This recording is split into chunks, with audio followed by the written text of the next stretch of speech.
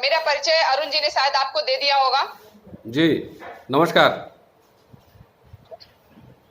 तो मेरा रंग स्टूडियो में आप दोनों का स्वागत है और मैं कुछ देर के लिए आप लोगों को यहाँ से हटाऊंगी।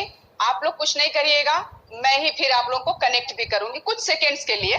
ठीक है। आपसे पहले मैं वहां पे हाजिर हो जाऊं ताकि कुछ दोस्त आ जाएं, फिर मैं आप लोगों को कनेक्ट करूंगी। ठीक है। ओके ना? जी जी। एकदम सही टाइम हो गया है हम लोगों का, तो हम शुरू करते हैं। ठीक है। और सर आपको बता देते हैं कि ये 1 घंटे का समय होता है हमारा। 1 घंटे मतलब 4 बजे शुरू करते हैं और 5 बजे खत्म करते हैं। ठीक है।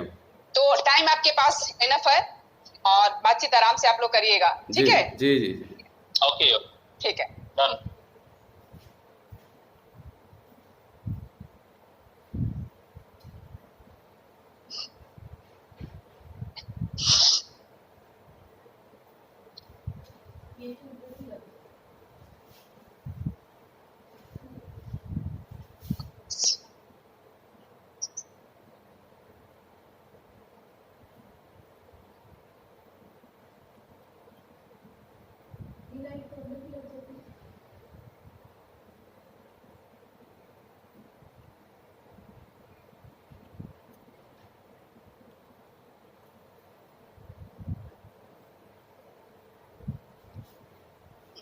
शुरू हो रहा है।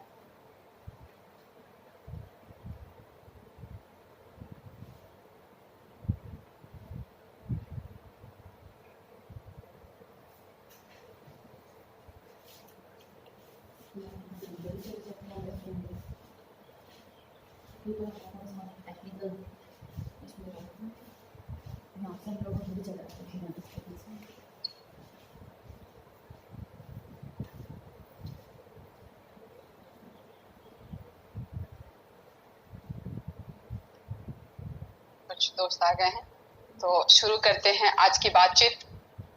जी दोस्तों नमस्कार, आप देख रहे हैं मेरा रंग समानता का रंग और मैं हूं शालिनी श्रीनेत।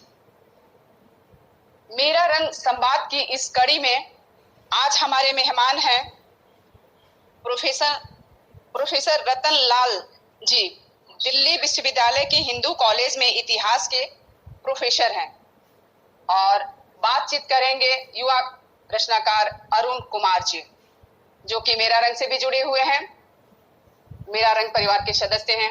आप लोग लगातार उन्हें देख रहे हैं मेरा रंग पे। तो अब हम मिलवाते हैं मेहमानों से।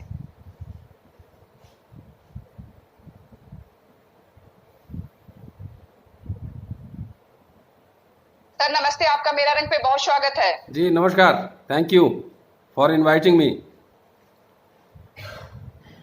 Thank you so much. Arun ji नमस्कार। नमस्कार शालिनी जी, बहुत बहुत धन्यवाद। तो हम लोग सही समय पे आज हाजिर हुए हैं दोस्तों के सामने जी। तो हम शुरू करते हैं कार्यक्रम। आप मंच आपके हवाले।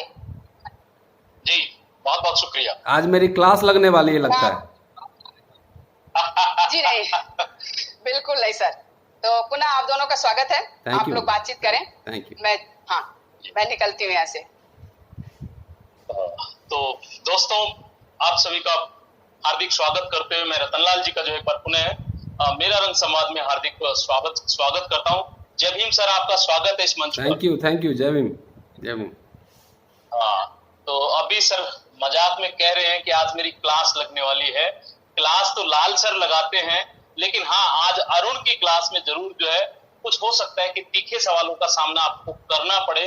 इससे पहले कि मैं सवालों की ओर जाऊं, मैं रतनलाल जी का परिचय जो है परिचय भी क्या दूं। एक ऐसा शख्स जिसको आपने अक्सर टीवी चैनलों डिबेट्स के अंदर दहाड़ते हुए देखा। मैंने अक्सर देखा है 2015 से मैं रतनलाल जी को लगातार जो है मैं देख रहा हूं, फॉलो कर रहा हूं, वॉच कर रहा हूं कि वो अक्सर जो है बहुत सारे मंचों के ऊपर जो है आपको लगातार देखने को मिलेंगे। आज रतनलाल जी जो है मेरा रंग संवाद में हमारे साथ है। एक छोटा सा परिचय जो है संक्षिप्त रूप में मैं उनका रखूंगा, उसके बाद हम आगे चलेंगे सवालों के ऊपर। दिल्ली विश्वविद्यालय के हिंदू कॉलेज में इतिहास के एसोसिएट प्रोफेसर रतनलाल करीब 2 दशकों से शिक्षण और शोध कार्य से जुड़े रहे। अकादमिक और एक्टिविस्ट लेखक रतनलाल राजनीतिक, सामाजिक, सांस्कृतिक हलचलों को न केवल दर्ज करते हैं, अपितु उसका समग्र विश्लेषण कर सामने रखते हैं। इतिहासविद केपी जायसवाल के इतिहास लेखन के आधिकारिक विशेषज्ञ रतनलाल जी की अभी तक लगभग 1 दर्जन पुस्तकें प्रकाशित हो चुकी हैं।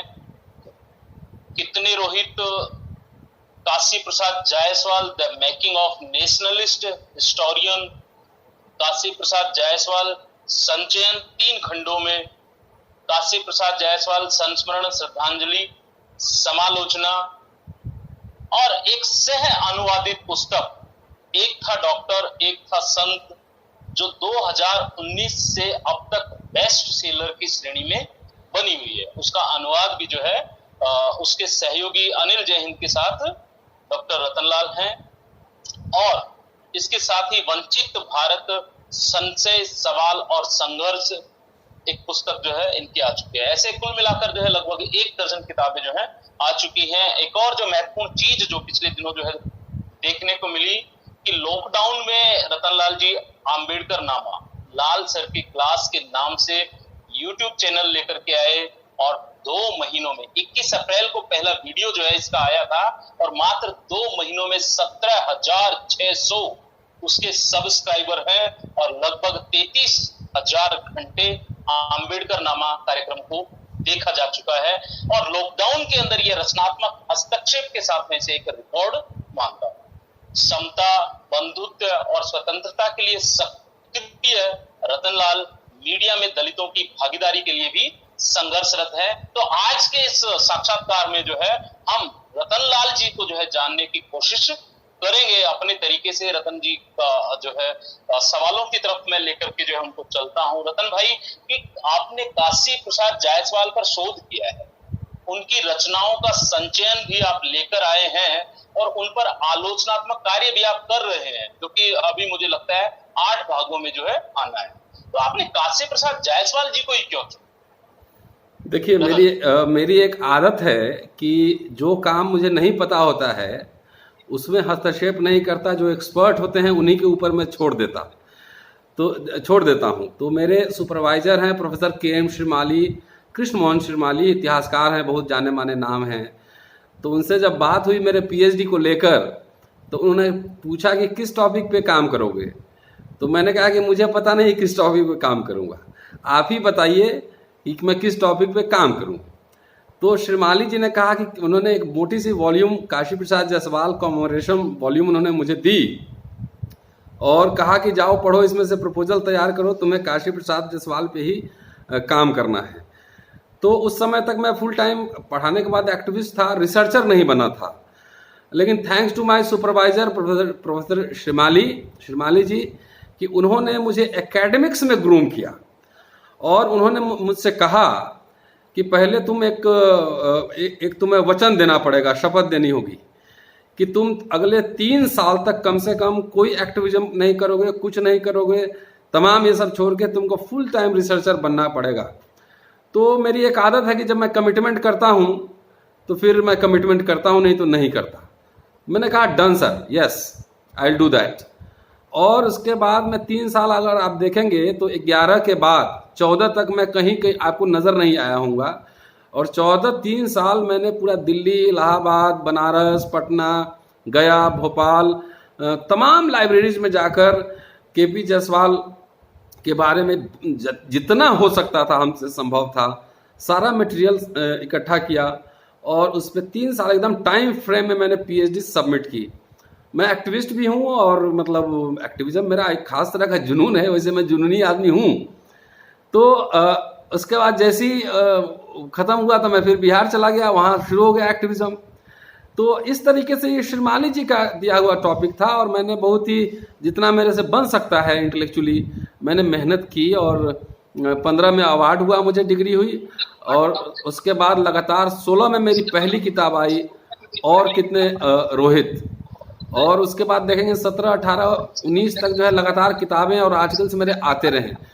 तो ये रिसर्च की ओर हमको ले जाने वाले मेरे सुपरवाइजर, मेरे गुरुजी प्रोफेसर KM श्रीमाली हैं, ये उनका कंट्रीब्यूशन है। जी जी, बहुत बहुत धन्यवाद श्रीमाली जी को कि आपने जो है KP जायसवाल जी को जो है आप काशी प्रसाद जी को जो है हम लोगों के समक्ष लेकर के आए, और बहुत ही ऑथेंटिक काम जो है मैं इसको कह सकता हूं, क्योंकि मैं लगातार जो है आपकी किताबों से आपके साक्षात्कार से पहले जो है रूबरू हुआ। एक और आपकी किताब आई थी वंचित भारत, संशय, सवाल और संघर्ष, जी जी, जो कि आपके लेखों का संग्रह है जो पिछले काफी समय से जो है प्रकाशित होते रहे हैं। इसकी भूमिका में आप लिखते हैं कि वामपंथियों को थोड़ा अंबेडकरवादी होना पड़ेगा और अंबेडकरवादियों को थोड़ा वामपंथी। जरूरत है जय भीम और लाल सलाम को जमीन पर उतारने।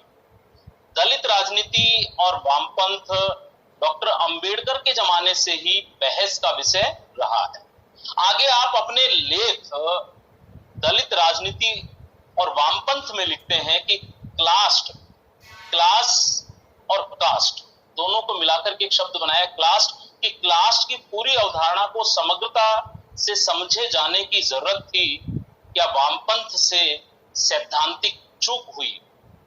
एक प्रश्न तो बनता ही है कि अपने तकरीबन 100 वर्ष की क्रांति यात्रा में वे एक भी ऐसा दलित विचारक या राजनेता नहीं बना पाए जो पूंजी, जाति और वर्ग की अवधारणा को बखूबी समझता हो। तो क्या आपको लगता है कि ऐसा हो पाना संभव है? संभव तो है, क्यों नहीं हो सकता है, क्योंकि जाति और वर्ग में भारत में बहुत ही धुंधली लकीर है। अगर आप एनालिसिस करेंगे तो 90% गरीब जो है दलित होंगे और 90% जो दलित गरीब होंगे। तो वो तो संभव है, लेकिन एक्चुअली बहुत दिनों तक वर्ग के अलावा जो वामपंथी लोग थे बाकी सबको सुपर स्ट्रक्चर समझते रहे कि तो सुपर स्ट्रक्चर है, और ये जैसे ही कम्युनिस्ट रेवोल्यूशन होगा, सोशलिज्म आएगा तो सुपर स्ट्रक्चर अपने आप बदल जाएगा। लेकिन जो देखिए आर्थिक परिवर्तन रातों रात हो सकता है। आप गरीब हैं अमीर हो सकते हैं, मैं गरीब हूँ अमीर हो सकता हूँ, मैं अमीर हूँ गरीब हो सकता हूँ। लेकिन जो सामाजिक सांस्कृतिक परिवर्तन होते हैं ना, उनकी जड़ें जो हैं बहुत गहरी होती हैं, और उसको बदलने में जो ना सैकड़ों साल लगते हैं, तब 1 इंच समाज आगे बढ़ता है। तो वर्ग जितना महत्वपूर्ण है उतना ही जाति भी महत्वपूर्ण है, और हम लोग इस बात को जानते हैं और देखते हैं। इसलिए भारत में ये संभव है, उसके लिए बड़े संख्या में हमें मास इंटेलेक्चुअल्स चाहिए, और इंटेलेक्चुअल चाहिए, हिस्टोरियन चाहिए, पॉलिटिकल साइंटिस्ट चाहिए, तमाम इस तरह के जर्नलिस्ट चाहिए, एडवोकेट्स चाहिए। तो ऐसे लोग चाहिए जो इस बात को समझें, और मंत्री होने से बहुत ज़्यादा फर्क नहीं पड़ता है, इंटेलेक्चुअल होने से फर्क पड़ता है, क्योंकि कई सवाल इंटेलेक्चुअल्स पैदा करता है। तो इसलिए उसको समझे जाने की ज़रूरत है। और अंबेडकर साहब को और जितने दुनिया में परिवर्तन करने वाले लोग हुए हैं, इंक्लूडिंग मार्क्स, डॉक्टर अंबेडकर ने खुद ही कहा है, जो पार्लियामेंट्री डेमोक्रेसी वाले लेख में जो मैंने लिखा भी है उसमें, कि प्रत्येक श्रमिक वर्ग को कार्ल मार्क्स का communist manifesto, social contract theory, तमाम ऐसे लोगों को पढ़ना चाहिए। तो जब तक हम पढ़ेंगे नहीं, लार्ज स्केल इंटेलेक्चुअल्स नहीं पैदा करेंगे, वकील नहीं पैदा करेंगे, सवाल उठाने वाले लोग नहीं पैदा करेंगे, तो ये क्लास को समझेंगे कैसे, उसको ज़मीन पर कैसे उतारेंगे? तो इसलिए वो संभव है, लेकिन उसके लिए हमको थ्योरेटिशियन चाहिए। और मुझे लगता है डॉक्टर अंबेडकर के बाद थ्योरेटिशियन हम नहीं प्रोड्यूस कर पाए हैं। अंबेडकर बात को पढ़ने समझने वाले 3 तरह के लोग मैं जानता हूँ। एक तो जो विदेश में जो रिसर्च हो रहा है, ज़्यादा गंभीर काम हो रहा है, लेकिन वो अंग्रेजी में ज़्यादा हो रहा है, वो एकेडमिक वर्क ज़्यादा हो रहा है। दूसरा जो हम जैसे लोग हैं, जो थोड़ा बहुत पढ़ते हैं और सोशल मीडिया पे लिखते बोलते हैं, कोशिश करते हैं कि लोगों के पास पहुँचे, वो। तीसरे बेचारे वैसे लोग हैं कि जो परिवर्तन चाहते हैं, झंडा उठा के घूम रहे हैं, लेकिन उनको आइडिया नहीं कि इस सिचुएशन में काम करें। लेकिन एक चौथा कैटेगरी भी है, वो चौथा कैटेगरी है सर्टिफिकेट बांटू कैटेगरी। वो पढ़ता नहीं है, वो नेट पैक कराकर और दिन भर ढूंढता रहता है कि किसको क्या सर्टिफिकेट देना है। तो ये 4 कैटेगरी के अम्बेडकराइट हमने आइडेंटिफाई किए हैं। तो इसलिए ये है कि भाई सर्टिफिकेट बांटना छोड़कर सबको अपना अपना काम करना चाहिए, पढ़ना लिखना चाहिए, ये ज़्यादा जरूरी काम है। जी जी अरुण जी, इस पे एक आगे सवाल भी मैं रखूंगा, हाँ। लेकिन अभी मैं चलूंगा थोड़ा सा कि अरुंधति राय की किताब the doctor and the saint का अनुवाद करना आपके कैसे दिमाग में? देखिए, एक तो है कि हम इतिहास के छात्र हैं और मैं हिंदी माध्यम में पढ़ के अंग्रेजी सीखा हूँ। ये बात बहुत कम लोग जानते होंगे कि मैं बिहार से आया था, सरकारी स्कूल से, मुझे अंग्रेजी नहीं आती थी, तो मैं हिंदी मीडियम में पढ़ाई की, बीए दिल्ली यूनिवर्सिटी में। उस समय हिंदी मीडियम में पढ़ना बहुत कठिन था, क्योंकि हिंदी में मानक किताबें, standard books were not available, उपलब्ध नहीं था। तो हमने हिंदी से अंग्रेजी सीखा, तो धीरे धीरे थोड़ा हिंदी भी जानते हैं, थोड़ा अंग्रेजी भी जानते हैं, तो थोड़ा बहुत उसको देखा था हमने। लेकिन इसका ज़्यादा पूरा क्रेडिट जो है ना, वो जाता है अनिल यादव जी को, कि उन्होंने हमसे कहा कि किताब आपने देखा है? हमने कहा हाँ देखा है, थोड़ा बहुत पढ़ा भी है, तो चलिए हम इसका अनुवाद शुरू करते हैं। हमने चलिए, तो उन्होंने ज़्यादा काम किया, मैंने थोड़ा कम काम किया, लेकिन ये पूरा एक सामूहिक प्रयास था। और अनिल जय हिंद साहब की वजह से जो है ये एग्जीक्यूट हुआ। और उसमें एक्चुअली कंटेंट ये था ना कि एक आम भाषा में, उसकी दिलचस्पी ये थी कि एक आम भाषा में जो गांधी और अंबेडकर के जो अंतर्द्वंद हैं, है ना, जो पैराडॉक्सेस हैं, उस पैराडॉक्सेस को कैसे दिखाया जाए, कैसे समझाया जाए, और उससे वर्तमान राजनीति को कैसे समझा जाए। तो ये बड़ा ही दिलचस्प था, इसलिए हम लोगों ने सोचा कि इसको हिंदी में उतार ही दिया जाए। और मुझे ज़रूर था कि किताब चलेगी, किताब पसंद करेंगे लोग, तो लेकिन काफ़ी लोगों ने पढ़ा है और लगातार वो अखबारों में छपता रहा, इसका रिव्यू और कई जगह छपा है। इंटेलेक्चुअल वर्ल्ड में वैचारिक मतभेद होते रहते हैं, कॉन्फ्लिक्ट्स होते रहते हैं, लेकिन यह है कि जो काम है वो काम बाहर आना चाहिए। तो ऐसे हम लोगों ने उसका अनुवाद किया, और बहुत जल्दी 4 महीना के अंदर अनुवाद करके हम लोगों ने उतार दी थी, मतलब 6 महीना में किताब आ गई थी जी। तो सारे पाठकों का शुक्रिया, उन्होंने सारे पाठकों का शुक्रिया, उन्होंने जो है मुझे बहुत सम्मान दिया। हमारे लिए देखिए, एक लेखक के लिए, एक अनुवादक के लिए सबसे बड़ा रिवॉर्ड क्या होता है? वैसे भी भारत में लेखक को पैसा वैसा मिलता नहीं है, हिंदी लेखक को तो नहीं मिलता है। सबसे बड़ा रिवॉर्ड होता है कि उनको लोग गंभीरता से पढ़े और उस पर बहस चलाए।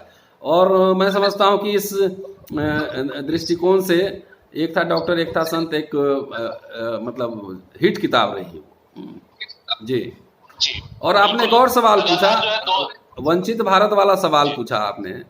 तो देखिए, थोड़ा सा मैं बताता हूँ, जो मेरी पहली किताब थी और कितने रोहित, वो 6 महीने के अंदर लिखी गई थी। कि आपको याद होगा कि रोहित बोमुल्ला के बाद पूरा आंदोलन में हम लोग थे, तो आंदोलन में रोज मैं आता था, मेरा आप फेसबुक देख सकते हैं कि रोज मैं 1 पैराग्राफ, 2 पैराग्राफ, 1 पेज, कुछ ना कुछ मैं लिखता रहता था। तो लिखते लिखते 6 महीना में करीब 250 पेज बन गया। तो जो हमारे शांति स्वरूप साहब, जो अब नहीं है इस दुनिया में, उनको नमन है, आदरांजलि है। उन्होंने कहा कि आप लिख के लाइए ना, हम छापेंगे। तो लिख के दिए, यहाँ टाइप करता रहा फटाफट, वो जुलाई अगस्त में किताब भी आ गई बाजार में। तो बहुत जल्दीबाजी। उसी तरीके से वंचित भारत जो है, और कितने रोहित मेरे एक्टिविज्म में उसमें ज़्यादा है ना, एक्टिविज्म ज़्यादा है। और जो वंचित भारत है उसमें ब्लेंड है। आप देखेंगे किताब तो 2 खंडों में है ना, एक समसामयिकी है और एक वैचारिकी है। तो वैचारिकी में मेरे रिसर्च आर्टिकल्स हैं, और समसामयिकी में जो है रेलेवेंट जो इश्यूज़ हैं उस पर लिखे हुए, अखबार में लिखे हुए लेख, कई राष्ट्रीय सहारा में या द प्रिंट में जो लेख सब छपे थे, उनको हमने छापा है। तो इस तरह से वो एकेडमिक्स और एक्टिविज्म दोनों का ब्लेंड है जी। अरुण जी,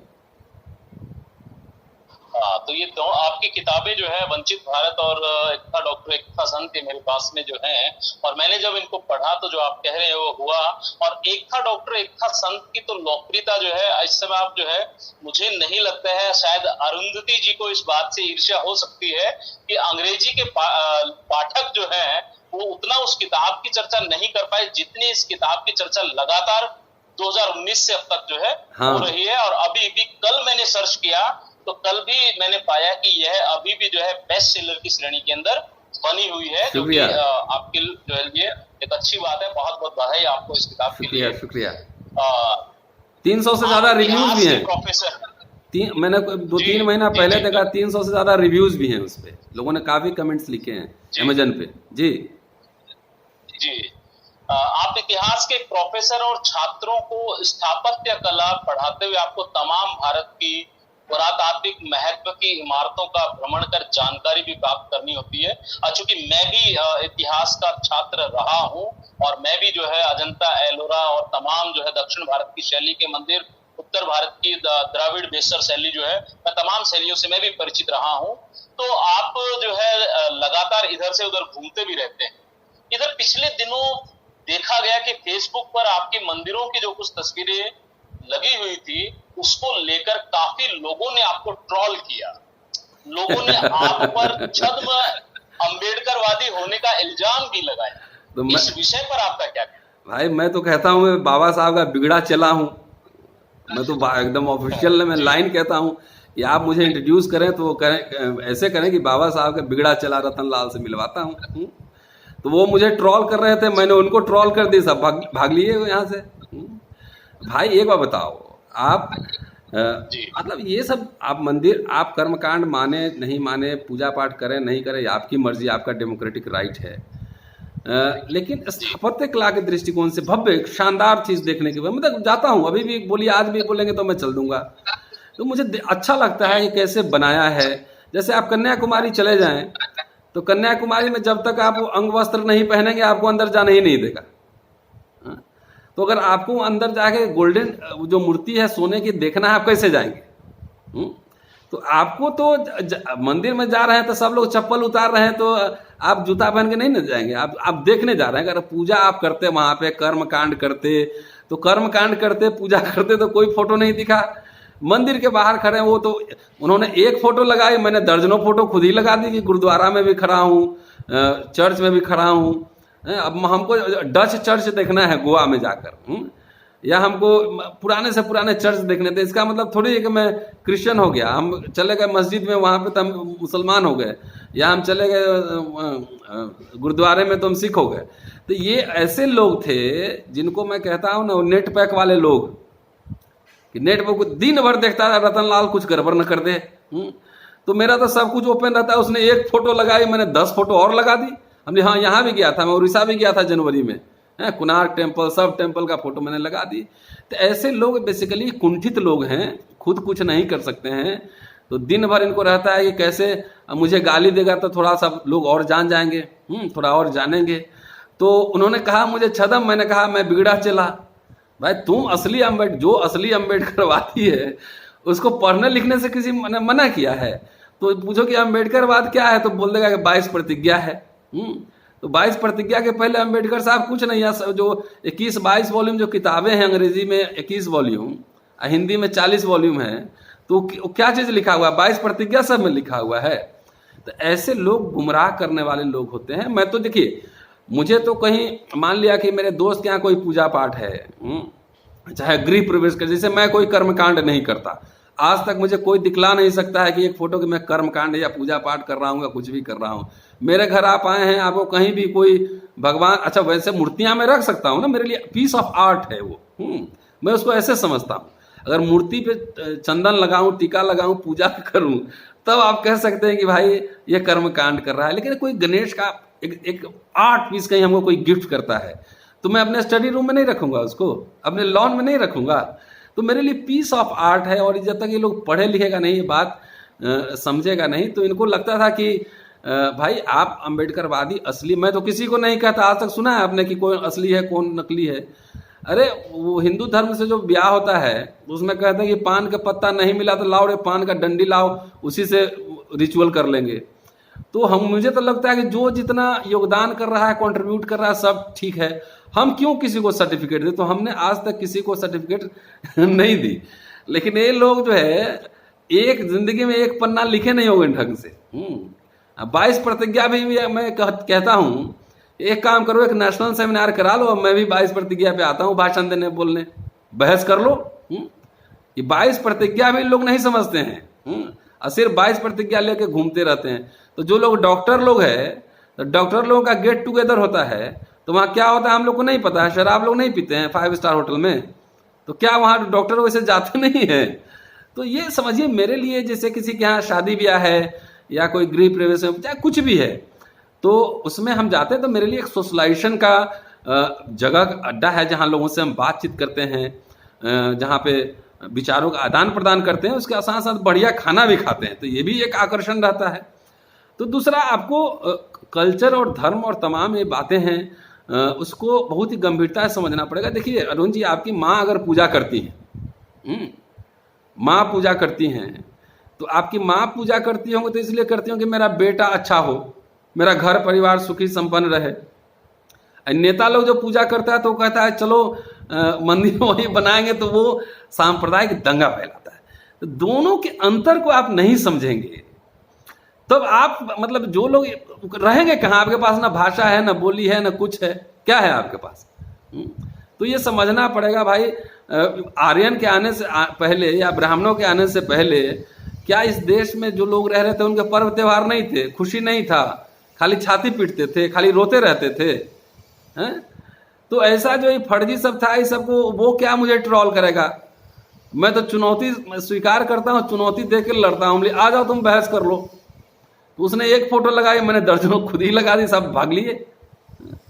तो ये इसलिए एक्चुअली कारण है ना कि हमारा समाज अभी पढ़ना, एक तो चूरन टाइप किताब सब पढ़ता है, चूरन टाइप किताब पढ़ता है ना, कोई रिसर्च बुक नहीं पढ़ता है। अच्छा कोई पढ़ रहा है, बोल रहा है, तो चलो उसको पहले सुने, रेफरेंस देखे, ये सब करता नहीं है। देखिए ऐसा है, खाली जय भीम अब बुल्लू गमछा ले लेने से, अब बुल्लू गमछा लपेट लेने से क्रांति हो जाएगा ना, तो इस देश में कब का क्रांति हो गया रहता। तो उसके ताने बाने को आपको समझना पड़ेगा। जब तक आप समझेंगे नहीं संस्कृति की बारीकियों को, भाई डॉक्टर अंबेडकर जो संविधान बनाए हैं, चाहे उनका आप पार्टी का मैनिफेस्टो पढ़िए, चाहे वो इंडिपेंडेंट लेबर पार्टी हो, शेड्यूल कास्ट फेडरेशन हो, चाहे रिपब्लिकन पार्टी हो, वो बार बार रिलीजियस फ्रीडम की भी तो बात कर रहे हैं ना। हम नहीं मानते, लेकिन जो मान रहा है उसको हम क्यों रोके? तो आप अगर डेमोक्रेटिक नहीं होंगे इस सेंस में, तब आपके मतलब क्या आप समझेंगे? अंबेडकर से ज्यादा विद्वान कोई थोड़ी बैठा हुआ, वो कह रहे हैं भाई रिलीजियस फ्रीडम होनी चाहिए, अपने पार्टी के मैनिफेस्टो में डाल रहे हैं।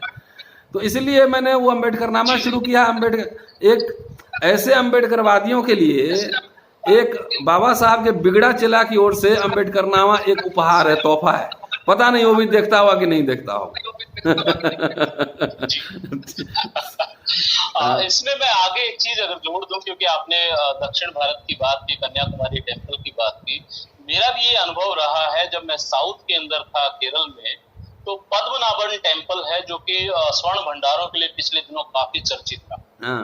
और पद्मनाभन टेम्पल के अंदर लेटे हुए विष्णु की मूर्ति, और उसकी सिमिलैरिटी जो है उसको कहते हैं कि वो जो बिल्कुल जो है, जो लेटे हुए बुद्ध की जो मूर्ति है, वो मूर्ति बिल्कुल उसी शैली में है। ठीक वैसे है भी, क्योंकि मैंने देखी है जाकर के। लेकिन अब उस मंदिर में जाने के लिए आपको अपने बदन के ऊपर से कपड़ा उतारना पड़ेगा, और तभी आप उसमें प्रवेश कर सकते हैं। तो अगर आपको देखना, आपको देखना है तो आप कपड़ा उतारिए जाइए, जिसको नहीं देखना है गेट पे खड़ा होकर फोटो खिंचा ले। हाँ बिल्कुल गेट से खड़ा होकर फोटो खिला। एक और बड़ा महत्वपूर्ण सवाल जो है, मैं अपनी श्रृंखला को आगे बढ़ाऊं, जितेंद्र विसारिया जी का मैं एक सवाल जो है यहाँ मैं ले रहा हूँ।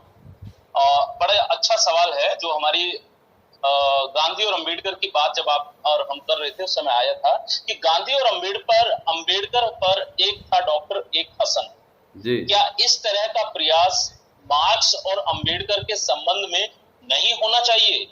अरुंधति जी, या आपको इस तरह का प्रयास करना चाहिए? बहुत जरूरत है इसकी, क्या कहना चाहेंगे? कुछ दिन इंतजार कीजिए, अभी एक दर्जन किताब हो गया 5 साल के अंदर, और 500 सभाएं हमने की होंगी। कुछ दिन मेरे जहन में ये बातें हैं, और अभी मैं तो अपने घर में मजदूरी कर रहा हूँ, घर का रिपेयर, थोड़ा रेनोवेशन चल रहा है, तो कुछ दिन मुझे समय दीजिए, वो भी आएगा, उसमें चिंता की बात नहीं है। मार्क्स और अंबेडकर को पढ़ा, वैसे 1-2 लेख मैंने लिखा है पहले भी जी, इस पे काम होगा, करेंगे काम इस पे जी। अरुण, हमारे पिछले सवाल के साथ ही कनेक्ट करूंगा कि आप अपने लेख अंबेडकर जयंती के मायने, गले में माला और विचारों पर ताला में भी उद्धृत करते हैं कि यदि सूक्ष्म दृष्टि से देखा जाए तो इस प्रक्रिया में 2 तरीके के लोग हैं। पहला, वैसे लोग जो वास्तव में अंबेडकर की बौद्धिक और राजनीतिक समझ के अनुरूप काम करने का प्रयास कर रहे हैं, ध्यान देने की जरूरत है, प्रयास कर रहे हैं। ऐसे लोगों, कार्यकर्ताओं और बुद्धिजीवियों की संख्या बहुत कम है। एक दूसरी तरह के अम्बेडकरवादी हैं जिन्होंने अम्बेडकर को अपने हित सुविधा के लिए अलग अलग खानों में बांट लिया है, जातिगत खांचों में। और इधर पिछले दिनों से लगातार ये देखने में आया है कि अम्बेडकरवादी कहलाना अब फैशन सा बन गया है। तो बाबा साहब के विचारों को सवाल क्या है? सवाल सीधा आइए ना। छद्म लोग हैं। हाँ, वही सीधे सवाल पे ही आ रहा हूं कि अम्बेडकरवाद में शुद्धतावाद को लेकर के आपकी क्या राय है? मुझे पता नहीं है। तरह के चेले अभी आपने जो है नहीं, वो मुझे पता नहीं। वो असली अम्बेडकरवादियों से पूछिए, वो बताएंगे शुद्धतावाद। अम्बेडकर साहब अगर पढ़ेंगे आप, तो अम्बेडकर साहब के विचारों में वेरिएशन नहीं है ना? वेरिएशन है। तो हम पहले ये सवाल ये है कि अम्बेडकर साहब खुद कितना शुद्धतावादी थे। भाई चेंजेस होता है ना, उम्र के हिसाब से इंटेलेक्चुअल ग्रोथ होता है, समझ विकसित होता है। आज से 5 साल पहले जो मेरी समझ थी किसी मुद्दे के बारे में, वो समझ अब बदल चुकी है। तो ये शुद्धतावाद जो है ना, वो अगर कंप्लीट आप शुद्धतावादी हैं जो, तो आप एक काम कीजिए, घर में बैठे रहिए। पत्नी से तो पूरा कंप्लीट विचार ही नहीं मिलता है, बच्चों से तो मिलता ही नहीं, माँ बाप मिलता ही नहीं है। तो घर में बैठे रहिए, घर में चिंतन मनन अकेले करते रहिए। तो ऐसे नहीं होता ना। बाबा साहब के ज़माने में बहुत सारे डेवलपमेंट्स नहीं हुए थे। अब बहुत सारे डेवलपमेंट्स है, तो कुछ विचार हो सकता है कि उनके अब उतने रेलेवेंट नहीं होंगे, कुछ विचार हो सकता है बहुत ज़्यादा रेलेवेंट होंगे। तो वो समझेंगे ना इस तरह से, जब तक पढ़ेंगे नहीं, इसको कॉन्टेक्चुअलाइज नहीं करेंगे। हम पढ़ते क्यों है बाबा साहब की? वो जो बात कह गए थे आज के संदर्भ में कितना कारगर है, तो इसलिए कॉन्टेक्चुअलाइज करना पड़ता है। और जब तक उसको कॉन्टेक्चुअलाइज नहीं करेंगे तब तक बात बनेगी नहीं। और ये बात सही है कि जितने हजारों लाख संगठन बाबा साहब के बने हुए हैं देश भर में, बड़े बड़े संगठन ने करोड़ों रुपया जो है वो चंदा उनको मिलता है, कर्मचारियों का, अधिकारियों का। लेकिन एक बच्चा को कोलंबिया यूनिवर्सिटी भेजे हैं फेलोशिप देकर हैं? आप एक बात बताओ, अगर बड़ौदा महाराज स्पॉन्सरशिप नहीं किए रहते अंबेडकर को एजुकेशन, तो वो अंबेडकर साहब वो बन पाते जो वो बने? तो मैं ये कह रहा हूं कि अब तो हजारों लाखों करोड़ों रुपए हो सकते हैं, एक विश्वविद्यालय नहीं बना पाए हम लोग मिलके। भाई मैं तो इंडिविजुअल हूं, मैं किसी से चंदा नहीं लेता, मैं कोई संगठन उस तरह से नहीं चलाता। लेकिन जो लोग चला रहे हैं वो तो आपस में बैठ जाएं एक बार, तो आपस में बैठेंगे नहीं। तो अम्बेडकर का नाम तो सब ले रहा है, सब कह रहा है मैं ही अम्बेडकर का बढ़िया चला हूँ, मैं ही अम्बेडकर का वारिस हूँ। तो इतने सारे वारिस हो गए तो सब एक मंच पे आते क्यों नहीं? संस्थाएं क्यों नहीं बनाते हो? स्पॉन्सर्ड इंटेलेक्चुअल को क्यों नहीं स्पॉन्सर करते हो कि आप बैठिए, आप पढ़िए, आपका काम सिर्फ किताब आर्टिकल लिखना है आम जन की भाषा में। एक मीडिया हाउस नहीं बना पाए, एक यूनिवर्सिटी नहीं बना पाए। तो ये सारी सवाल है, इसलिए बात समझना होगा। शायद आपका माइक ऑन है, आवाज रोटेट कर रहा है। हाँ, हेलो ये सुनाई दे रहा है? अगर इको होगा तो मैं माइक ऑफ कर। हाँ, इको अब ठीक है जी। तो ये सारी समस्याएं हैं, इसलिए संस्थाओं का निर्माण जरूरी है। और हम एक हिस्टोरियन नहीं पैदा कर पाए। बताइए कौन दलित इतिहासकार देश में है? अंबेडकर साहब अकेले सब कुछ थे, इतिहासकार, समाजशास्त्री, इकोनॉमिस्ट, इंस्टीट्यूशन बिल्डर, लीडर, सब कुछ थे। इतने सारे इकट्ठा होकर जो है ना एक इतिहासकार नहीं बना। बताइए तो रमला थापर, इरफान हबीब और DN झा, आर्य शर्मा, श्रीमाली के टक्कर का एक इतिहासकार है हमारे समाज में। तो जब समाज बुद्धिजीवी नहीं पैदा करेगा, इंटेलेक्चुअल नहीं पैदा करेगा, तो वो समाज कितना भी पैसा हो जाए, कुछ भी हो जाए, वो गुलामी होगा समाज। समझ रहे हैं बात? ये बात जी। जी बिल्कुल जी। एक सवाल संजीव चंदन जी का भी है जी कि आपने साहित्यकारों के लेखन विचारों से उनकी जाति संबंधी धारणा, उनके विचार, उनके व्यवहार पर लेख लिखे हैं, मसलन दिनकर आदि के। यहाँ दर्शकों को उसके बारे में भी। अच्छा, पहले तो संजीव जी को बताएं कि वो जल्दी से ठीक हो। हम लोग इंतजार कर रहे हैं कि वो जल्दी से ठीक हो जाए। देखिए, हमारा काम है एक इतिहास का छात्र कैसे देखता है इतिहास। जैसे मैं कई बार अपने शो में कह चुका हूं कि जब मैं अंबेडकर बोलता हूँ तो लोग कहते हैं बाबा साहब बोलिए, परम पूज्य बोलिए। नहीं, इतिहास में ये नहीं चलता। गांधी गांधी बोला जाता है कि ये मान के चला जाता है कि आप निष्पक्ष रहेंगे, न्यूट्रल रहेंगे, तभी आप एक इंटेलेक्चुअल को पढ़ सकते हैं। तो अगर आपको यही खाली भक्ति करना है तो आप पहले 10 लाइन का नाम पहले लिख लीजिए, उसके बाद बोलिए काम की बात। तो मन की बात हम नहीं करते हैं, काम की बात करते हैं, सीधा पॉइंट पे। तो इतिहास का जो छात्र होता है ना, वो पैराडॉक्सेस, अंतर्द्वंद को देखता है। तो मेरा हिंदी साहित्य में भी काम है, और अभी मेरा एक लेख शायद आ गया हुआ आलोचना में, रामचंद्र शुक्ल पे मैंने लिखा है, उनका माफीनामा पे लिखा है एक लेख। तो इतिहासकार जो इतिहास का छात्र पढ़ता है वो अंतर विरोधों को निकालता है, देखता है कि एक इंटेलेक्चुअल में क्या डायलेक्टिक्स है, अंतर विरोध क्या है। तो हमने देखा कि हिंदी साहित्य के जगत में महिमा मंडन बहुत हुआ है, महिमा मंडन बहुत हुआ। तो मैंने एक पूरा थीम बनाया हुआ है कि कास्ट के मुद्दे को आखिर इस साहित्यकारों ने अपने निजी और सार्वजनिक जीवन में कैसे एड्रेस किया है, कि निजी जीवन में और लेखन में और प्राइवेट और पब्लिक कैसे एड्रेस किया है। तो इसमें हमने एक थीम है, हो सकता है बाद में कुछ जनेऊ लीला नाम से किताब भी बन जाए, मैं नहीं जानता लेकिन कितना काम होगा। लेकिन हाँ, कुछ लेख हमने लिखे हैं और पेज नंबर फुटनोट के साथ, रेफरेंस के साथ लिखे हैं, जिसमें दिनकर वाला लेख संजीव जी ने छापा था, वो किताब में भी है, हमारे वंचित भारत में भी वो लेख शामिल है। तो मेरा काम है अंतर विरोधों को देखना, है ना, पैराडॉक्सेस को देखना, कि how they have address the issue of caste both in public and private sphere. तो ये अभी मैं बहुत काम करूंगा। अभी मैं इनको पढ़ रहा था, अब तो नाम क्या भूल गया, अब तो मैं धूल मिट्टी में दिन भर रह रहा हूं। तो मैं लगातार साहित्यकारों को पढ़ रहा हूं। जी बताएं। रामचंद्र शुक्ल का नाम लिया, रामचंद्र वो लेख छप चुकी, वो छप चुकी है। अब अभी एक दूसरा काम कर, हाँ दूसरा प्रोजेक्ट चल रहा है। जी बताएं। जी जी।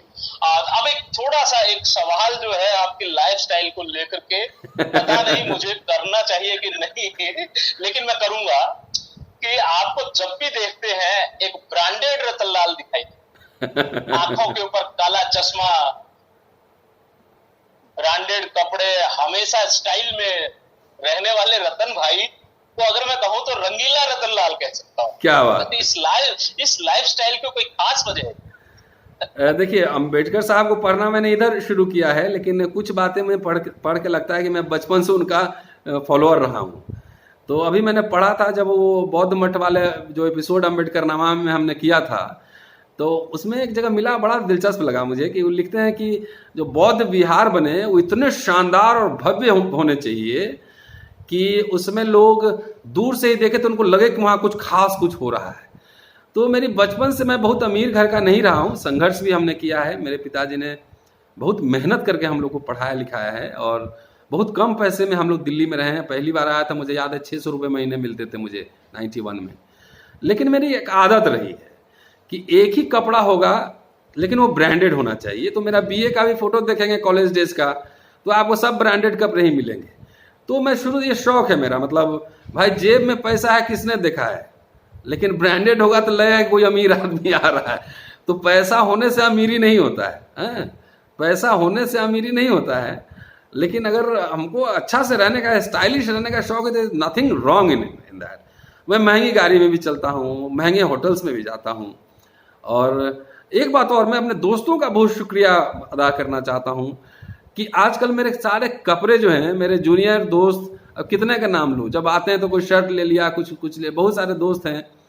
तो मेरे दोस्त भी इनका ख्याल बीए डेज से भी रखते हैं कि बीए डेज में भी मेरा रूममेट अपने लिए शर्ट खरीदा तो मेरे लिए भी खरीदा, या उसका शर्ट है तो मैं पहन रहा हूँ। तो ये मेरा एक रहा है। मैं स्टाइल क्वोशेंट मेरा जो खाली, देखिए सिर्फ EQ और IQ, इंटेलिजेंट क्वोशेंट और इमोशनल क्वोशेंट से जो है नहीं चलता है।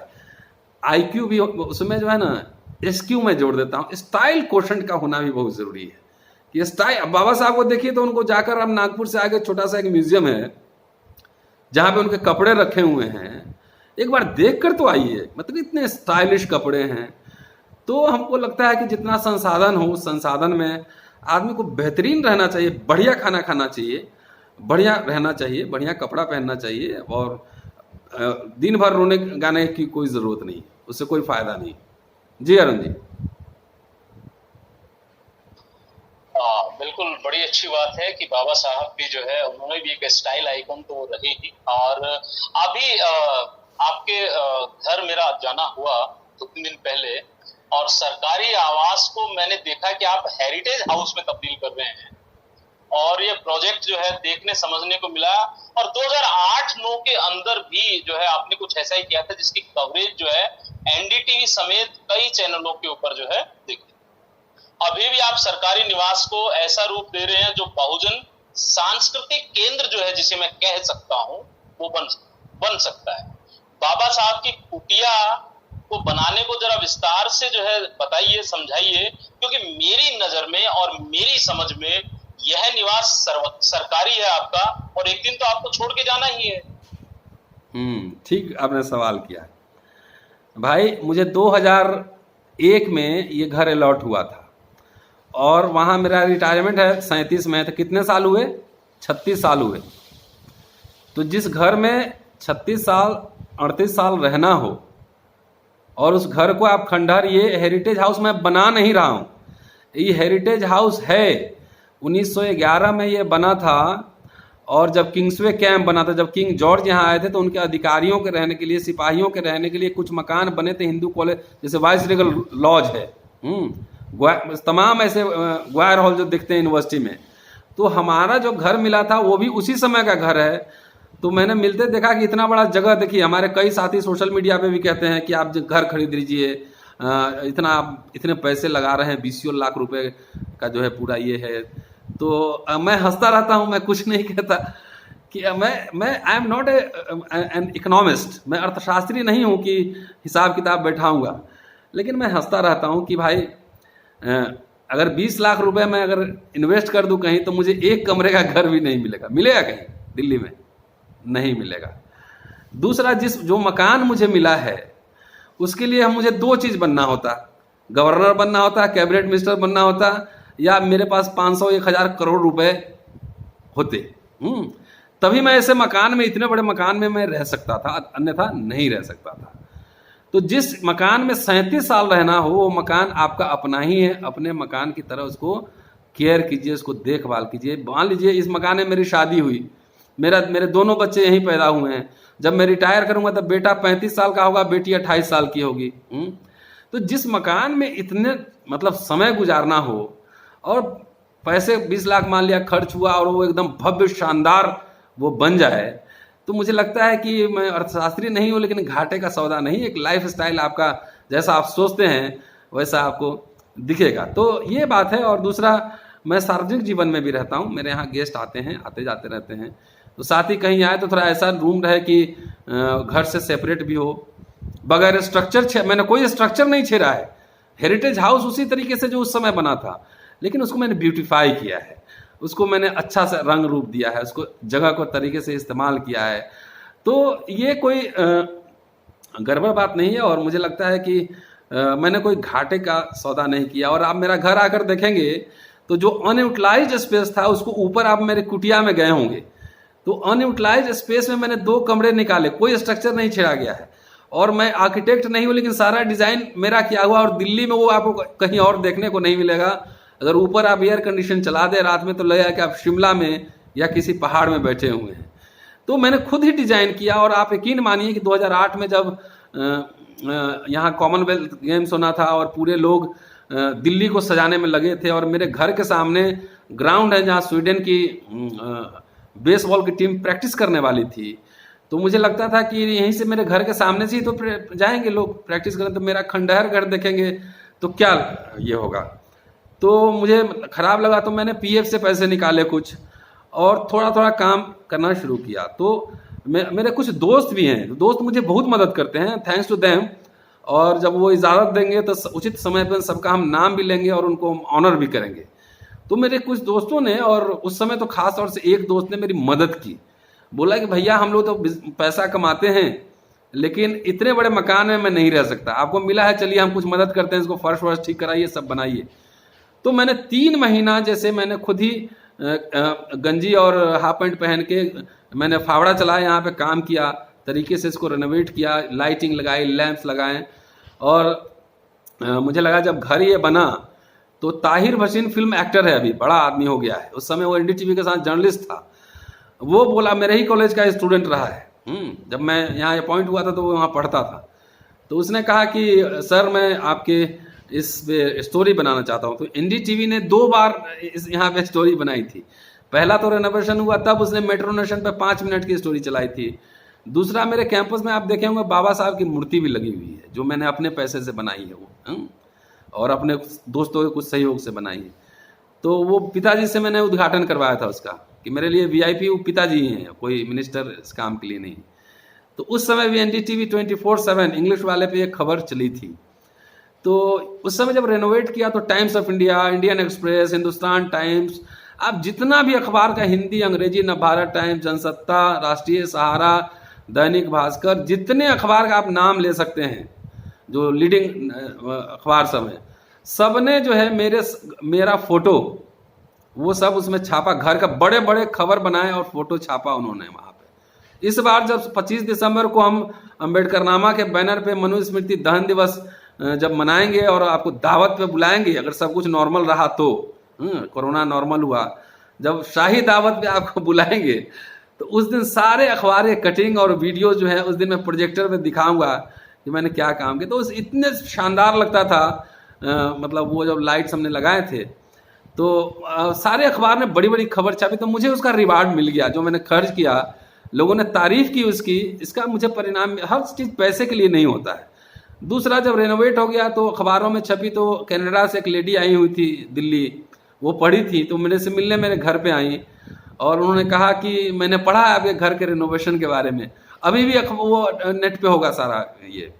तो उन्होंने कहा कि मैं इस घर में पली बढ़ी हूँ जहाँ जिसको आपने बनाया है, तो मेरे लिए क्या इससे ज़्यादा ऑनर हो सकता था जो मेरे घर पे लोग आए मिलने। तो 5-10 लाख रुपए खर्च भी हो जाए तो कुछ नहीं, आजकल 10 लाख रुपये 20 लाख रुपए में जो है ना, वो 10 बाई 10 का कमरा भी नहीं मिलता है।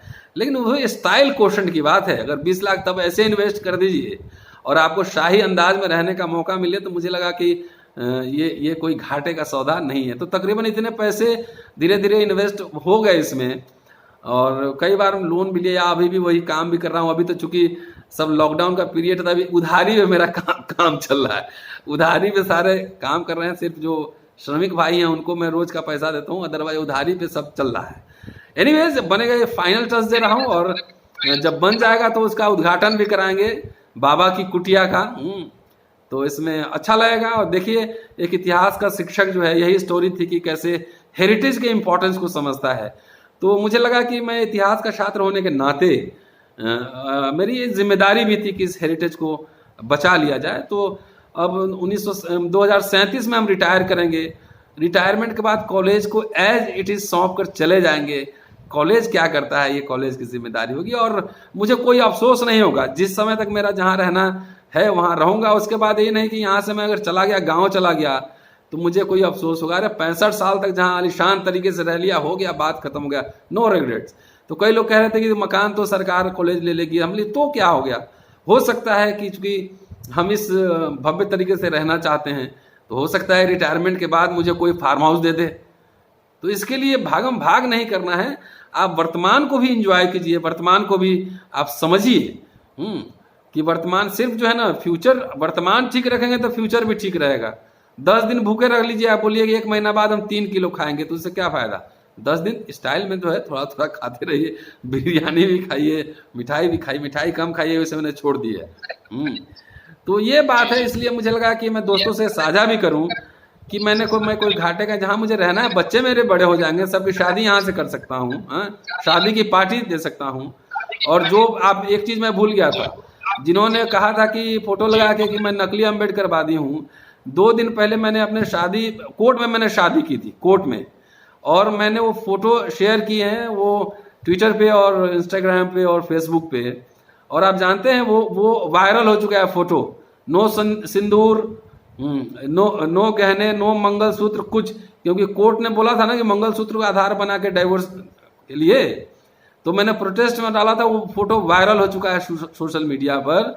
तो उसके बारे में नहीं लिखा किसी ने उसके बारे में वो जो असली वाले जो लिख रहे थे वो नहीं लिखे, मतलब ट्विटर पे कम से कम मैंने अभी कमेंट बॉक्स हाँ, अभी कमेंट बॉक्स के अंदर मैंने इसी आशय का एक कमेंट देखा हाँ, कि वो लोग जो है अब जो है रतनलाल के इसके ऊपर नहीं लिखेंगे कि 2 दिन पहले उन्होंने इस प्रोटेस्ट में ये तस्वीर डाली, हाँ, वो उसके ऊपर नहीं ना ना लिखेंगे। ना उन तमाम एक्चुअली बातों पे नहीं कुछ लिखेंगे। लोगों को हमको जब गाली देते हैं ना, तो कुछ लोगों का उससे दाल रोटी चलता है, उनके बॉसेस जो हैं 10-20 रुपया देते हैं। आप मेरी इंटेलेक्चुअल क्रिटिक कीजिए, आप मेरी किताब का क्रिटिक कीजिए, मुझे मजा आएगा। आप मेरे लेखों की समीक्षा लिखिए, मजा आएगा। ऐसे ही चलते फिरते गाय तो कुछ लोग जो है वो मुझे लगता है कि मेरी वजह से उनकी दाल रोटी चलती है, तो चलने दीजिए उसको, बहुत ज्यादा दिमाग नहीं लगाना है। बिल्कुल चलने दीजिए, उनकी भी दाल रोटी चलने जी दीजिए। जी अच्छा, मुझे तो ये मालूम ही नहीं था कि इतने दिन तक मैं जो है आज आपके घर की ऐतिहासिकता का मुझे पता चल रहा है। जिस घर में मैं पिछले 3-4 साल से लगातार बैठ रहा हूँ, मुझे आज पता चला कि वो वास्तव में एक हेरिटेज हाउस है। हाँ, वास्तव में है। तो एक जी जी जी। और मैं रह रहा देखिए, हिंदू कॉलेज का मैं रह रहा हूँ उसमें, मैं कितना फॉर्चुनेट हूँ। तो जो मैंने काम किया, मेहनत किया, अपना घर समझ के ही किया। जब मैं रिटायर होऊंगा, कॉलेज को एज इट इज दे कर जाऊंगा कि ये संभालिए एक हेरिटेज। फिर इस बार दावत करेंगे तो फिर मीडिया में छाया रहेगा, चिंता की बात नहीं है। जी जी तो हिंदू कॉलेज के एसोसिएट प्रोफेसर रतनलाल 2015 में ऐसा क्या सूझा कि अकेले ही बिहार विधानसभा चुनाव लड़ने पहुंच गए? क्या अभी भी कोई ऐसा इरादा है? अरे नहीं, देखिए ऐसा है, 4 साल तो मैं एक्टिविस्ट था, तो 4 साल गुरुजी ने मेरा हाथ बांध के काम करा लिया पढ़ने लिखने का।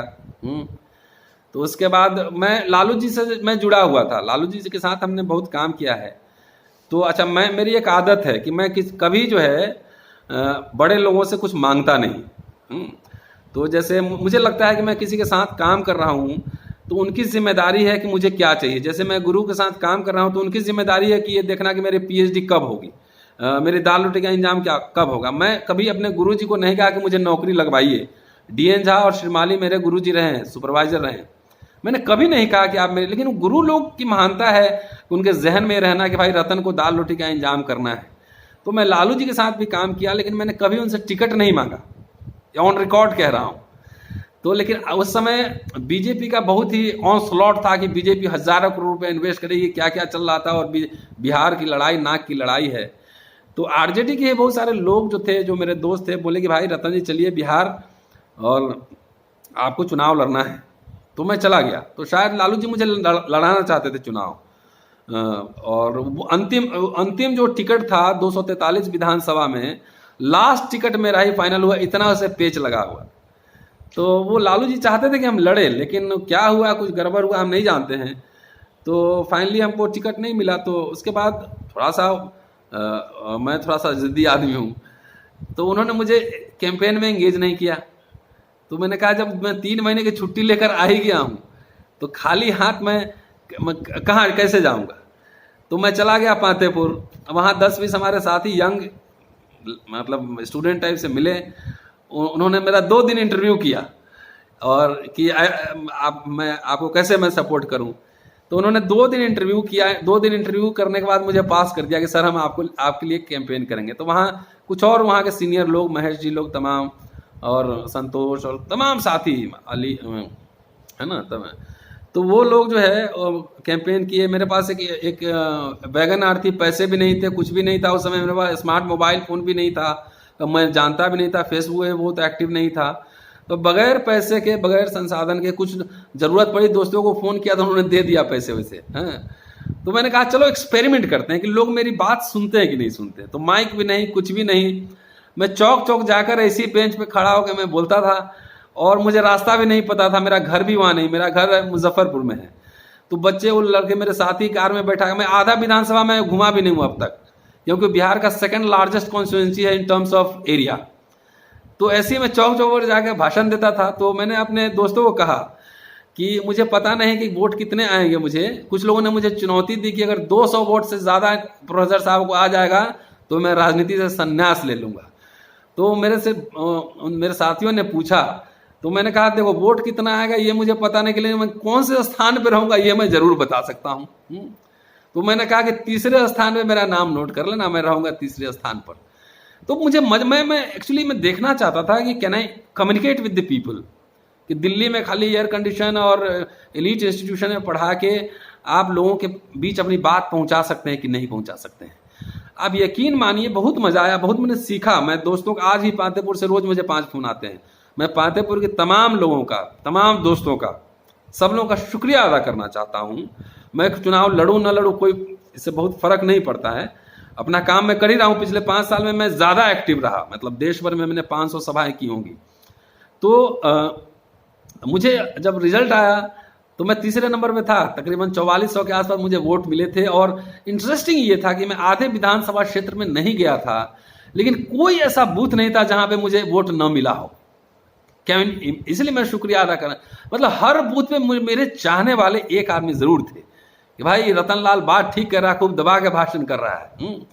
तो मुझे हर जगह से वोट मिला, इसलिए पातेपुर के साथियों का शुक्रिया, थैंक यू। और बहुत मजा आया, बहुत मैंने सीखा जमीनी हकीकत, हाउ टू कम्युनिकेट पीपल, कैसे मुद्दे को समझते हैं, कैसे पर्चा निकालते हैं, क्या, ये तमाम चीज सीखा हमने। तो सबका शुक्रिया है, मतलब सभी पातेपुर के दोस्तों का।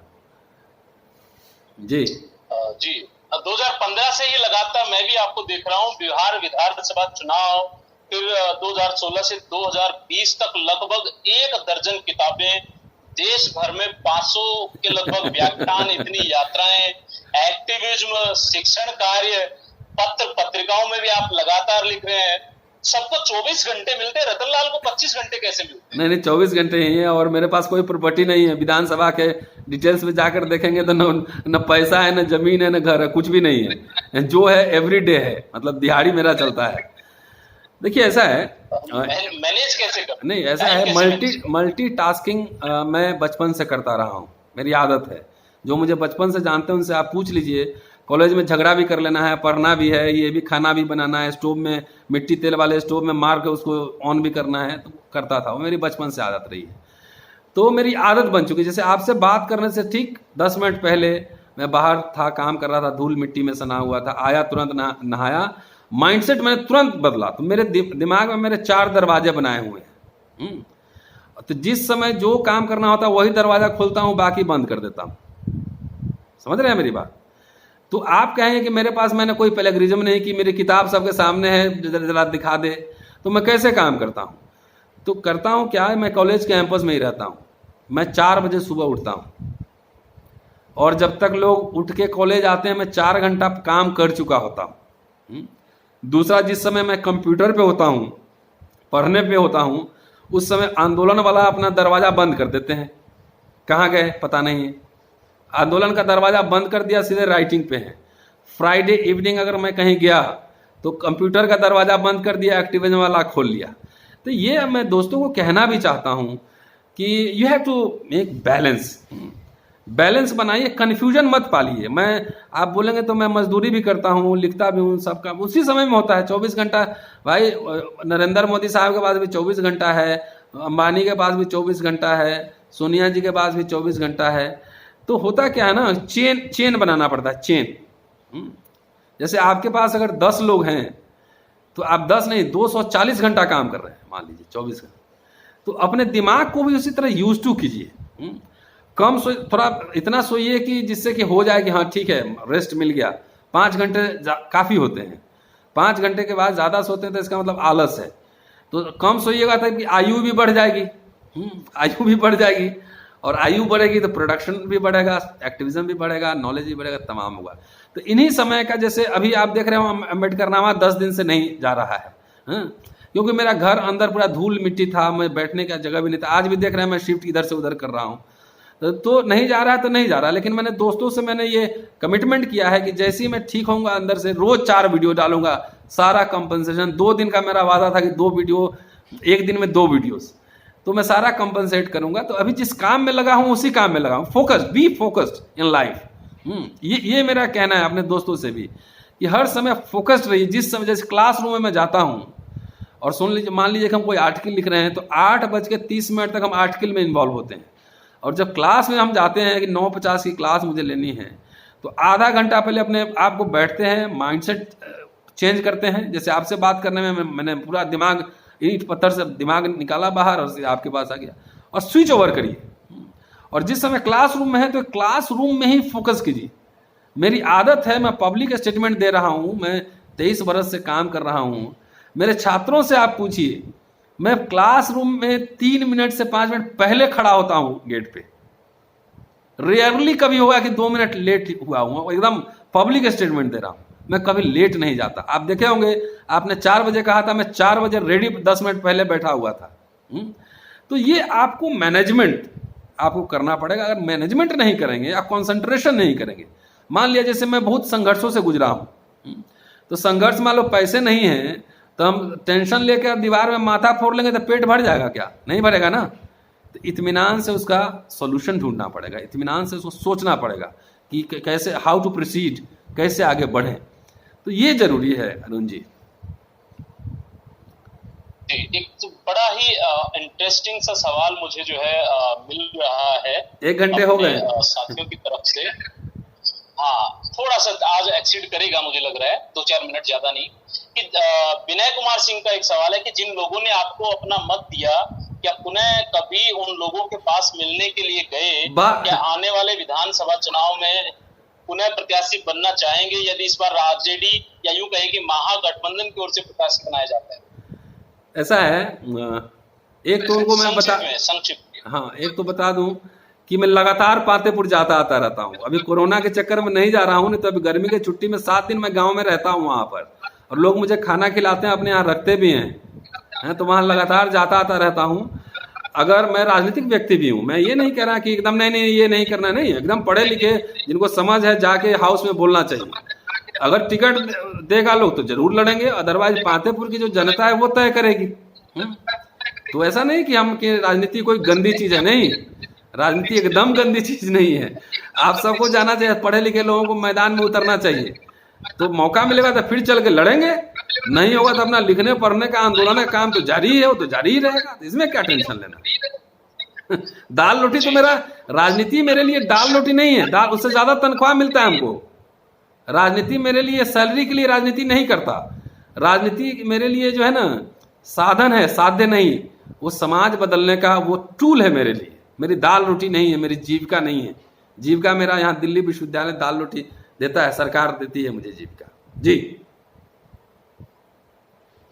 एक और सवाल जो है मेरा, अंबेडकर नामा लाल की क्लास जो है उसको लेकर के है, यूट्यूब चैनल 2 महीने और लगभग 17,600 सब्सक्राइबर, तो इसकी शुरुआत का ख्याल कैसे आया, ये जरा बता सकते? एक्चुअली कोरोना के पीरियड में जो है मुझे टेक्नोलॉजी नहीं आता। मेरा बेटा, हम बोले कि यूट्यूब पे हम डाल सकते हैं क्या, तो बोला हाँ डाल सकता है। उसने तुरंत अकाउंट बना दी। मैंने पहला देखिएगा तो मैंने ट्रायल चलाया था, ट्रायल अंबेडकर नामा, 3-4 मिनट का मैंने वीडियो डाला था। तो 3-4 मिनट के वीडियो में ही वो पता लगा कि वही वायरल हो गया। तो मुझे लगा कि मैंने पूछा बेटे ईशान से, शालिनी मेरी वाइफ और आद्या मेरी बेटी, तो ईशान, ये सब मेरे सपोर्ट सिस्टम है इस पूरे खेल में, मेरे घर के लोग ही हैं, और मुझे टेक्नोलॉजी टेक से भी मैं नहीं हूँ, ईशान मेरे ज़्यादा जानता है। तो उसने कहा कि आधे घंटे का भी लोड हो जाएगा, 1 घंटे का भी लोड हो जाएगा। तो मैंने कहा तो अच्छी बात है। तो मैं अंबेडकर नामा निकाला किताब, और अंबेडकर नामा मैंने नाम कुछ बदले, लाल की क्लास, काम की बात लाल की क्लास। तो मैंने पढ़ना शुरू किया और मैं वीडियो बनाना शुरू किया। मुझे पता लगा कि कोई यूट्यूब का है कि 1000 चाहिए सब्सक्रिप्शन, तो 2 ही दिन में 2000 हो गया। तो 10 दिन में पता लगा 4000 घंटा लोग देख लिया। तो इससे मेरा हौसला बढ़ा। तो मैं यूट्यूब जितने लोग मेरा देख रहे हैं, अंबेडकर नामा देख रहे हैं, सभी साथियों का शुक्रिया कि आपने मुझे हौसला बढ़ाया। और मैं जो बोल रहा हूँ सबको मैं किताब में भी कन्वर्ट करूँगा, तो आपको प्रिंटेड भी दूंगा, हिंदी में भी, अंग्रेजी में भी दूंगा। तो मैं सब आपकी वजह से मेरा हौसला बढ़ता है। इसलिए अंबेडकर नामा को आप लोग जो है, अंबेडकर नामा नहीं, आम्बेडकर नामा हिंदी में है, और इंग्लिश में भी आप वैसे लिखेंगे अंबेडकर नामा। एक बार आप जाएं, उसको देखें, सुने, समीक्षा लिखें, मेरे क्रिटिक लिखें, मैं उसमें रेफरेंस के साथ बात करता हूं कि इस पेज नंबर पे अंबेडकर साहब ये कह रहे हैं, तो आप उसकी समीक्षा लिखिए, मुझे क्रिटिक करिए। तो इस तरीके से अंबेडकर नामा, मैंने सोचा बैठ के क्या करना है, तो जो भाषण देते थे तो समझिए कि हम रोज मावलंकर हॉल में 2 मीटिंग कर लेते, इतने लोग मुझे सुनते हैं रोज। तो एक मीटिंग करने के लिए मुझे 2 दिन ट्रैवल करना होता था। अब मैं यूट्यूब के थ्रू मैं हजारों लोगों से रोज बातचीत कर रहा हूँ, हजारों लोगों से। तो थैंक्स टू ईशान और शालिनी, आद्या, मतलब इन लोगों की वजह से ये सारा सिस्टम चला जी, और ये जारी रहेगा। जी, बहुत अच्छी बात है। और दलित बहुजन मीडिया पर आपका क्या कहना है? हमें भागीदारी चाहिए या अपना मीडिया स्थापित करने का वक्त आ गया? दोनों चाहिए, भागीदारी भी चाहिए और अपना मीडिया। हम लोग बात कर रहे हैं, अपना ही मीडिया तो है भाई। हमको तुम टीवी पे नहीं दिखाओगे तो 2 महीना में 17,000 हुए हैं, साल भर में हो सकता है कि 5 लाख हो जाए, कौन जानता है। तो हम तो मोबाइल से ही अपना टेलीविजन, मेरे पास लैपटॉप नहीं है और मैं मोबाइल से ही सारा काम करता हूँ। तो मुझे क्या ज़रूरत है टेलीविज़न पे जाके भाषण देने की। अपना मोबाइल 5 लाख साथी हमारे जिस दिन हमको सुनना शुरू कर देंगे ना, तो मैंने एक प्रण किया है जो आज आपको बोल भी देता हूँ कि जो साथी हमारे बहुत सारे पढ़े लिखे लोग नहीं हैं, जो नहीं पढ़ सकते हैं, पढ़े लिखे लोग भी जो ना मोटी मोटी किताब पढ़ नहीं सकते हैं, जो पढ़ सकते हैं सब बात समझ नहीं सकते हैं। तो मैं ये बोल बोलकर वैसे लोगों के पास अंबेडकर साहब को पहुंचाना चाहता हूं जो खेत में फावड़ा चला रहा हो, खुरपी से काम कर रहा हो, कान में लीड लगाकर सुन रहा हो कि बाबा साहब अंबेडकर उस दिन क्या बोले थे। तो मैं एक मुहिम है मेरा कि घर घर अंबेडकर। तो घर घर अंबेडकर खाली जो है ना सर्टिफिकेट बांटने से, जय भीम खाली नारा लगाने से नहीं जाएगा, लेकिन हम पहुंचाएंगे, ये मैंने कमिट किया। अभी मेरी आयु मैं समझ के चलता हूं कि मैं 80 वर्ष जिंदा रहूंगा, तो 80 वर्ष में तो पहुंचा ही देंगे 80 वर्ष तो 65 साल हिंदू कॉलेज में रह लूंगा। 15 साल के लिए दोस्त सबको बोलेंगे कि फार्म हाउस दे दो, बात खत्म हो गई। जी, अंतिम सवाल जो है मेरा आज के इस बातचीत का कि जनेऊ लीला क्या है? जैसे ही शब्द को गूगल करते हैं, साथ में रतनलाल चले आते हैं गूगल पर, तो जनेऊ लीला है। जनेऊ लीला जो है बेसिकली वर्ण व्यवस्था को और जाति व्यवस्था को बनाए रखने की तरकीब है, ठीक है। और उसका पर्दाफाश हम बीच बीच में करते रहते हैं, समझ रहे हैं बात। कि जैसे किसी को बोलिए कुछ भी, भाई जनेऊ लीला बोलने का मतलब है कि उसमें कुछ ना कुछ कास्ट का जो मैटर है, दमन शोषण षड्यंत्र है, इसीलिए उसको लीला कहा गया है। ये है लीला, ये वर्ण व्यवस्था। चाहे आप चंद्रमा में भी चले जाएंगे, अमेरिका में तो हो ही रहा है, चंद्रमा में भी जाएंगे तो पता लगा जात के हिसाब से सब टोला बना लेगा वहां पे। सबसे बढ़िया वाला फलना को मिलेगा, दूसरा वाला इनको मिलेगा। तो ये चक्कर है। तो इसीलिए मैंने पर्दाफाश शुरू किया है। साहित्यकारों का भी मैं लिखता हूं ना जब, तो भाई सब महान बता रहा है, लेकिन मैं कह रहा हूँ जाति के सवाल पर तो ये लिख रहे थे। निराला जी पे काम कर रहा हूँ, उस समय नाम भूल गया था, सूर्यकांत त्रिपाठी निराला, उनके अंतर विरोधों पे काम कर रहा हूँ, ठीक है ना। तो ये है जनेऊ लीला। चलिए, बहुत बहुत धन्यवाद रतनलाल, शुक्रिया अरुण जी, और शुक्रिया, और मैडम शालिनी का भी शुक्रिया। हाँ, मैडम शालिनी जी आएंगी अभी जो है आपका शुक्रिया अदा करने के लिए। जी जी जी। और आज तमाम सवालों के ऊपर जो है बहुत बेबाकी से आपने जवाब दिए, इसके लिए आपका बहुत बहुत आभार। Thank you, thank you Shalini ji. जी बिल्कुल, बहुत सुंदर बातचीत हुई है और मतलब पता ही नहीं चला कब 1 घंटा गया। हमें तो लगा कि अभी मुझे बताया गया है घड़ी दिखा के कि 1 घंटा हो गया। 1 घंटा 8 मिनट। बताइए, 8 घंटा और मतलब 8 मिनट ज्यादा। और बहुत सारी बातें हुई हैं। सारी बातें बिना दोहराए मैं 2 महत्वपूर्ण बातें आपसे करना चाहती हूँ। एक तो बहुत बधाई, आपने इतने फॉलोअर्स अचीव किए हैं। एक और सोशल मीडिया का सही इस्तेमाल जो है आप कर पा रहे हैं और कर रहे हैं। नहीं तो लोग तो आके गाली गलौज कर जाते हैं, किसी का कुल खानदान देख जाते हैं, तो किसी द्वारा किसी से गाली दिलवा दे जाते हैं। जी जी। तो वो सही इस्तेमाल नहीं है। जब लोग कहते हैं कि सोशल मीडिया बहुत नरक मचाया है जिंदगी में, मोबाइल ने तो बहुत तबाह कर रखा है परिवारों को, तो सच्चाई ये है कि नहीं, मोबाइल ने तबाह नहीं किया है और सोशल मीडिया ने कोई नरक नहीं मचाया है। दरअसल आपको देखना है कि आपको किस चीज का कैसा इस्तेमाल करना और कहाँ इस्तेमाल करना है। तो एकदम सही इस्तेमाल, हाँ बिल्कुल, आप बहुत सुंदर इस्तेमाल कर रहे हैं सोशल मीडिया का। और आपसे मैं निवेदन करूंगी कि आप बहुत सुंदर ढंग से अपनी सोशल मीडिया की बात बताए हैं और यूट्यूब वाली बात बताए हैं। तो आप मेरा रंग चैनल को भी यूट्यूब पे देख सकते हैं, हालांकि उसके सब्सक्राइबर ज्यादा नहीं है। तो मैं आपसे निवेदन करती हूँ कि आप अपने दोस्तों से आग्रह करें। ये डिस्कशन यूट्यूब पे जाएगा भी, और मेरे इसमें भी जाएगा, आप पे भी जाएगा। तो मुझे ज़्यादा टेक्नोलॉजी पता नहीं, लेकिन मैंने कुछ रिकॉर्डिंग्स की हैं, तो शायद उसमें सबका चेहरा नहीं दिखेगा। तो लेकिन मैं अपने सारे दोस्तों से मैं आग्रह करना चाहता हूं कि जो भी अम्बेडकर नामा देखेंगे वो मैडम का चैनल अभिरंग है ना, मेरा रंग ओ सॉरी मेरा रंग यूट्यूब में अभी प्रोग्राम खत्म होते मेरा रंग में अरुण को बोलता हूँ लिंक भेजे, तुरंत सब्सक्राइब करूंगा। और सारे दोस्त, जितने दोस्त मेरे मैं फॉलोअर्स नहीं कहता मैडम, मैं सोशल मीडिया के दोस्तों को मैं फॉलोअर्स, हाँ मेरे जितने दोस्त मुझे सुन पा रहे हैं, देख पा रहे हैं, देखेंगे, वो सब मेरा रंग को जरूर लाइक करें, सब्सक्राइब करें, शेयर करें और ज्यादा से ज्यादा लोगों तक पहुंचाएं। शुक्रिया, थैंक यू मैम। शुक्रिया, बहुत शुक्रिया, थैंक यू। आपका एक विचार मेरे से मिल रहा है कि आप किसी को फॉलोअर नहीं कहते हैं, मैं दर्शकों को भी दर्शक नहीं कहती हूँ, मैं दोस्त कहती हूँ। जी जी जी, थैंक यू, बहुत शुक्रिया, बहुत सुंदर बातचीत हुई। Thank you ma'am. तो दोस्तों आप देख रहे थे रतन लाल जी को, बहुत सार्थक बातचीत आज हुई है और बातचीत कर रहे थे अरुण कुमार जी। बहुत शुक्रिया अरुण जी, आपका भी बहुत शुक्रिया।